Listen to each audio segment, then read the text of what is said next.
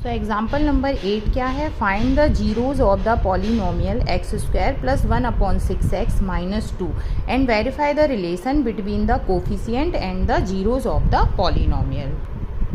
तो आपको पॉलिनोमियल दिया है x square plus 1/6x minus 2। अब हमें ये x के फॉर्म में दिया है तो हम इसे एफ एक्स के इक्वल ले लेंगे। F X is equal to X square plus 1/6x minus 2।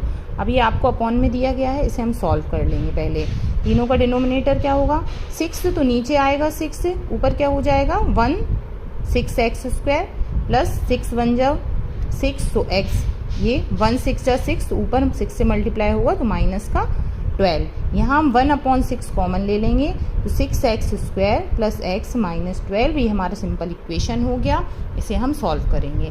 कैसे सॉल्व करेंगे, आप इसे सॉल्व करोगे 1/6 को आप लिखा रहने दो, इसे आप 6x स्क्वायर प्लस 6 माइनस 12 6 जा क्या होता है 72।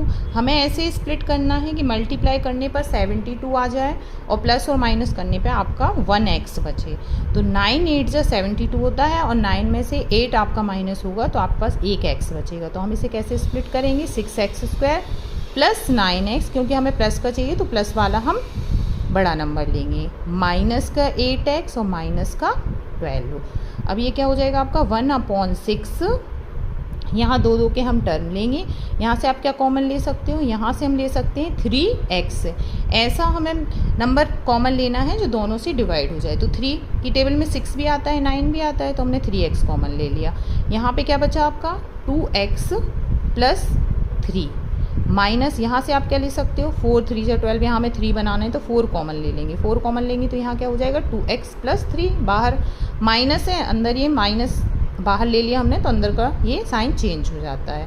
तो आपके पास क्या बचा 1/6, दो आपके पास क्या आए हैं 2x प्लस 3 और एक हो गया 3x माइनस 4। अब the zeros of F X कैसे बताते हैं हम, given by F X is equal to 0, तो इसको हम 0 के इक्वल पुट कर देंगे। तो 1/6 तो आपका कांस्टेंट टर्म में चला जाएगा, ठीक है। इससे हमें 1/6 तो 0 हो जाएगा। अब क्या बचा आपका, इसे हम ले लेंगे एक बार 2x प्लस 3 को 0 के इक्वल और एक बार 3x माइनस 4 को 0 के इक्वल। तो x की वैल्यू यहाँ से आएगी -3/2 और x की वैल्यू यहाँ से क्या आ जाएगी 4/3। हमारे पास x की 2 वैल्यू आ गई।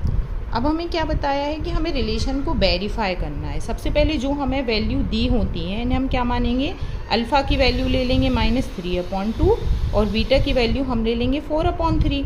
तो सबसे पहले हम अल्फ़ा प्लस बीटा निकाल लेंगे।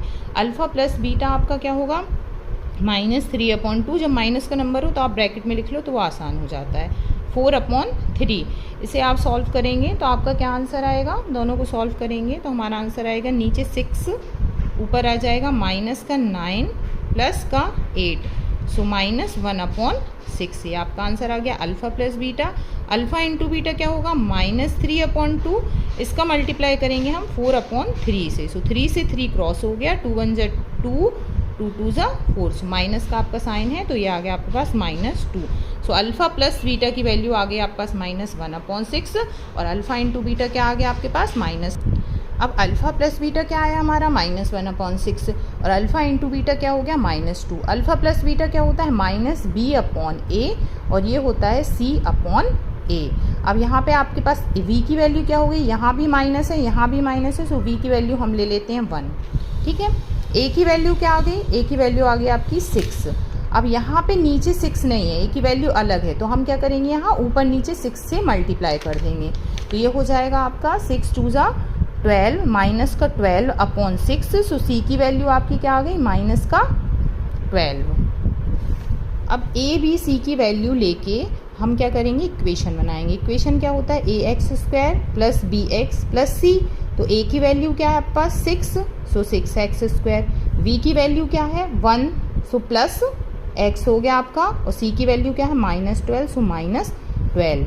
ये आपके पास जो एक पॉलिनोमियल था क्या वही है, आपको कंफ्यूज नहीं होना, ये वही पॉलिनोमियल है, क्योंकि जब हमने इस क्वेश्चन को सिंप्लीफाई किया था तो हमें यही पॉलिनोमियल मिला था 6x square plus x minus 12, हमें वही पॉलिनोमियल मिला है। तो ये हमारा क्वेश्चन सॉल्व होता है।